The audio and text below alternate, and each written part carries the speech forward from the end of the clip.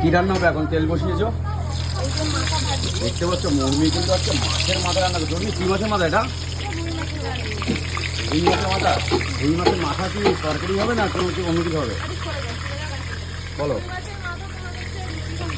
মুড়িঘণ্টা দেখতে পাচ্ছি, তেল কিন্তু ছিটাতে বলে একটু দূরে আসলাম।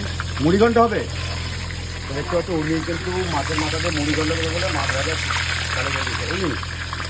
মুড়িঘণ্টা কি আলাদা প্লেট হিসাবে নাকি এই সবজি খালে বা ভাতের সঙ্গে? তাহলে এটা বাড়ি খাওয়ার জন্য,